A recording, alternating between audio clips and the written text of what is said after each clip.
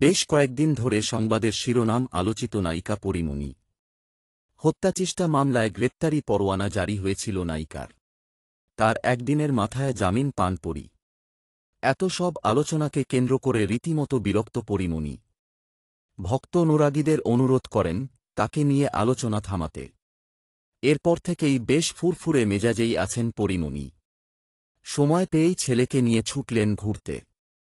ফুরফুরে মেজাজে থাকা এই নায়িকা একটি ভিডিও শেয়ার করেন সদ্যই। সেখানে পরীকে অনেকটা দুষ্টু ভঙ্গিতেই দেখা মেলে।